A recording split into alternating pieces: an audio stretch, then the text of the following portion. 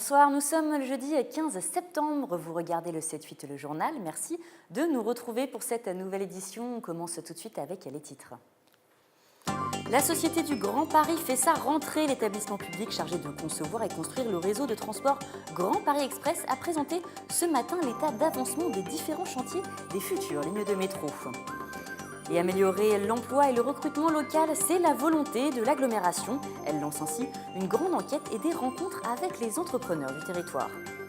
Et enfin, qu'allez-vous faire pour les journées européennes du patrimoine? Le thème cette année, patrimoine et citoyenneté.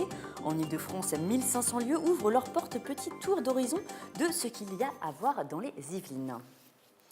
Et première et peut-être dernière journée de mobilisation contre la loi travail, si elle a été promulguée le 9 août, elle suscite toujours de nombreux mécontentements du côté des syndicats, des salariés et des étudiants. À Saint-Quentin en Yvelines, l'UNEF, le syndicat étudiant, a rejoint la manifestation au départ de la place de la Bastille à Paris jusqu'à République. Je vous propose d'écouter Naïm Chili, il était au micro de Patrick Jacques de Dixmus, c'est le président de l'UNEF des Yvelines. Aujourd'hui, on part en direction de Paris pour rejoindre la manifestation contre la loi travail. En effet, même si la loi travail est passée, elle reste toujours aussi inacceptable et toujours aussi exécrable pour notre avenir. Et du coup, on va manifester aujourd'hui aux côtés des lycéens et des salariés. Cette loi, dans son ensemble, elle est inacceptable. Elle fait qu'augmenter la précarité au travail. Du coup, on continue à se mobiliser pour le retrait de la loi travail dans son entièreté. Mais on demande aussi l'ouverture de discussions parce que des propositions, on en a, des propositions pour améliorer la réussite des jeunes, pour diminuer le chômage, etc., on en a. Et c'est pour ça qu'on demande le retrait de la loi travail et l'ouverture de discussions pour de vraies mesures dans le sens du progrès social. Et à Paris, entre 12 500 et 13 500 personnes ont manifesté selon les chiffres de la préfecture de police, tandis que la CGT en a recensé 40 000. Des échauffourées ont éclaté à plusieurs reprises entre les manifestants et les forces de l'ordre. Et dans le reste de l'actualité, c'était l'heure de la rentrée aujourd'hui pour la Société du Grand Paris. L'établissement public a présenté ce matin l'état d'avancement des différents chantiers des futures lignes de métro, dont celle de la ligne 18 qui reliera Orly à Versailles en passant par Saint-Quentin en Yvelines. Alors après la phase de concertation, place au début des travaux. Nicolas Kirillovitz vous en dit plus. C'est une étape de plus pour le métro du Grand Paris Express. Les premiers travaux ont commencé sur plusieurs tronçons franciliens. C'est le cas notamment pour les futures lignes 15 et 16. Pour la ligne 18, en revanche, qui desservira Saint-Quentin en Yvelines, les études techniques sont encore en cours. À ce stade-là, il n'y a pas de retard puisqu'on en était vraiment aux études préliminaires. Maintenant, le maître d'œuvre a été désigné et donc il va travailler sur les études d'avant-projet. Et c'est à ce niveau des études d'avant-projet qu'on fixe définitivement le tracé de la ligne et la position des gares. À terme, la ligne 18 du Grand Paris Express reliera l'aéroport d'Orly à Versailles. Coût du projet estimé un peu moins de 3 milliards d'euros pour une mise en service totale en 2030. D'ici là, plusieurs projets pensés par des étudiants franciliens verront le jour. L'un d'entre eux doit favoriser les échanges entre riverains, commerçants et entreprises avec comme espace d'accueil des containers.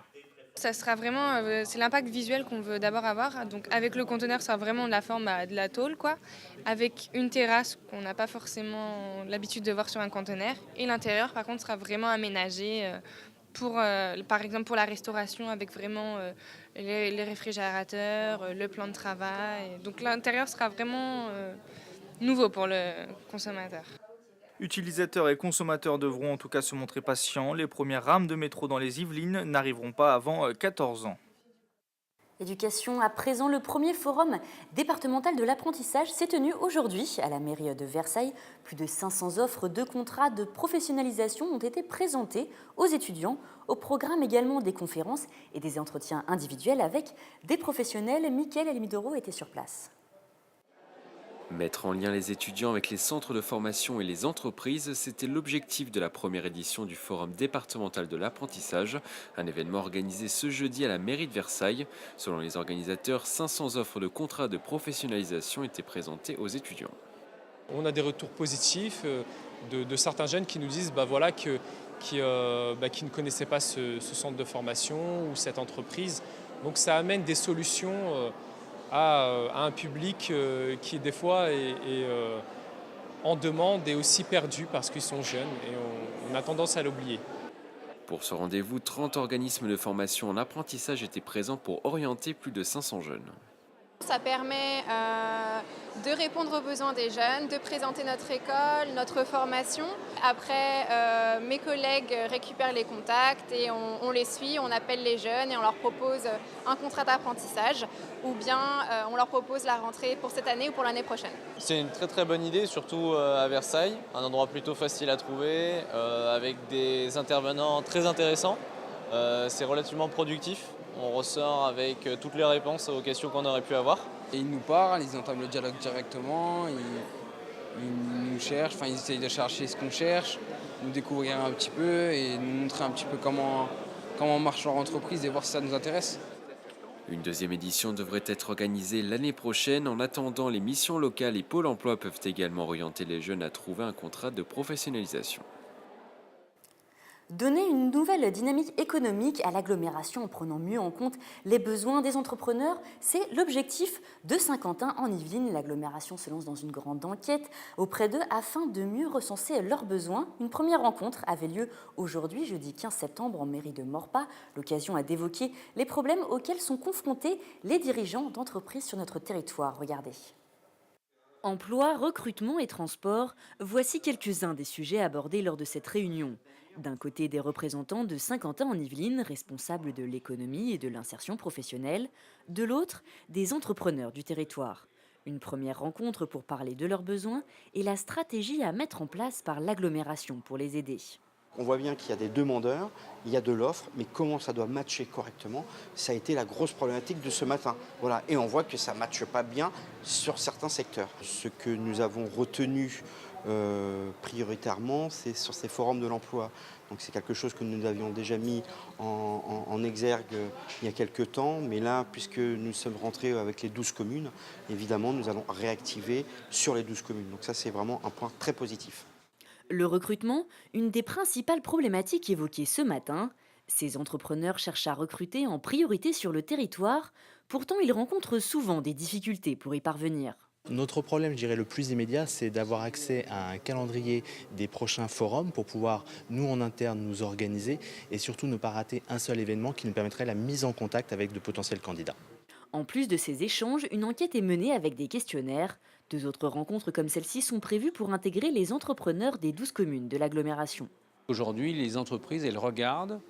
C'est ce qu'on appelle le B2B, B2C, B2T. Maintenant, c'est B2 Territory. Donc, c'est-à-dire que voilà, c'est avec le territoire, les entreprises regardent quelle est la qualité des services, emploi du territoire, donc de l'agglomération. Prochain rendez-vous le 22 septembre à Plaisir et le 29 à Promopole. Un séminaire emploi sera par la suite organisé le 17 octobre afin de prolonger cette dynamique d'amélioration du recrutement local. Et aujourd'hui débute la semaine de la mobilité à Saint-Quentin en Yvelines au programme animation dans les entreprises et enquête sur le réseau Skibus, mais aussi un jeu, la chasse aux bus. 5 bus ont été rénovés et arborent les nouvelles couleurs de Saint-Quentin en Yvelines. Le but, c'est bien sûr de les trouver. Pour cela, il faut ouvrir l'œil et capturer en image l'un de ces 5 véhicules. La photo est à poster sur les réseaux sociaux avec le hashtag SkyLaVue. Un tirage au sort aura lieu à la fin de l'opération et le jeu est ouvert jusqu'au 15 octobre. Je vous propose d'écouter Michel Laugier, le président de Saint-Quentin en Yvelines, nous en dire un peu plus sur cette semaine de la mobilité. Nous souhaitons, à travers cette semaine, proposer à tous les usagers un petit peu les services qui sont apportés tout au long de l'année par l'agglomération et puis surtout mettre à l'honneur bien sûr tous ceux qui y travaillent. On met des moyens pour que justement ils puissent prendre quelques minutes et bien comprendre aujourd'hui toutes les possibilités qui leur sont offertes. Et un rendez-vous à noter, les AT Eurydice situés à Plaisir organise ses portes ouvertes demain vendredi 16 et samedi 16 septembre. Cet établissement de services et d'aide par le travail favorise l'insertion des personnes en situation de handicap. Les AT Eurydice fêtent ses 30 ans cette année et accompagnent 64 personnes dans des ateliers essentiellement artistiques et culturels comme du théâtre, de la couture ou encore de la menuiserie. Ces portes ouvertes seront l'occasion de découvrir le travail effectué avec leurs élèves. Écoutez les précisions recueillies par Patrick Jacques de Dixmude. On fête les 30 ans d'Eurydice, on fête aussi l'inauguration de l'atelier menuiserie que nous avons remixé, mis aux normes pour que les travailleurs soient en totale sécurité au niveau respiratoire et on a aussi équipé donc, nos différents locaux avec des produits nouveaux. Et on souhaite offrir aux personnes qui viendraient nous rencontrer un peu une observation, une vue sur toutes nos compétences et nos valeurs ajoutées. Je vous le disais en titre, ce week-end, ce sont les journées du patrimoine. Le thème cette année concerne le patrimoine et la citoyenneté. Il est peut-être temps de préparer votre programme pour ce week-end. 17 000 lieux seront ouverts partout en France et Saint-Quentin-en-Yvelines n'est pas en reste, de la commanderie des Templiers à Élancourt, aux hôtels de ville de Guyancourt ou de Trappes. Il y aura de quoi s'occuper samedi et dimanche. Je vous propose un petit tour d'horizon préparé par les soins de Mélanie Poty. Des salles de spectacle, des espaces de recherche ou encore des mairies, les lieux saint-quentinois répondent présents pour les Journées européennes du patrimoine. À Plaisir, la Clé des Champs et le théâtre Espace Coluche feront découvrir l'envers du décor. J'aurai le moyen de montrer au public d'éteindre la salle, d'allumer le plateau, ce qu'on appelle en plein feu, pour qu'ils se rendent compte que quand on a tous ces projecteurs dans la figure, on ne voit plus le public, on ne fait que le ressentir. Thème de la citoyenneté oblige, des ouvertures exceptionnelles. Les hôtels de ville de Trappes et Guyancourt organisent des visites guidées. À Élancourt, la commanderie des Templiers ouvre elle aussi ses portes, l'occasion de pénétrer dans la chapelle rarement ouverte au public. La construction a été commencée fin du XIIe siècle et c'est une chapelle donc du XIIIe siècle. Ce qui est intéressant ici, c'est de la revoir après réouverture. Donc elle a réouvert en 2012, après restauration. Et vous pourrez découvrir la restauration qui a été faite, à savoir la peinture, les peintures murales, voilà, et les vitraux qui ont été nettoyés. À 2 pas de Saint-Quentin-en-Yvelines, à Saint-Rémy-lès-Chevreuse, la Fondation Marta Pan vous replonge dans l'atelier et les œuvres de la sculptrice d'origine hongroise. Elle a sculpté ici ses premières œuvres, parfois de très très grande dimension. Je pense notamment aux sculptures dont Maurice Béjart s'est emparé pour créer 2 ballets. Et puis elle a effectivement travaillé pendant une dizaine d'années ici. Elle travaillait le bois à ce moment-là. À découvrir aussi le domaine de Madame Elisabeth à Versailles, le Théâtre national de Saint-Quentin-en-Yvelines, le Centre national du cinéma et de l'image animée à Bois d'Arcy et bien d'autres lieux encore. Le patrimoine vous tend les bras. Il y aura donc de quoi s'occuper ce week-end. Nous reviendrons bien sûr sur ces journées du patrimoine lundi dans le journal. C'est à présent à la fin de cette édition. Je vous remercie de nous avoir suivis. Je vous retrouve donc lundi pour une nouvelle édition du journal. Je vous souhaite donc une excellente soirée et un très bon week-end.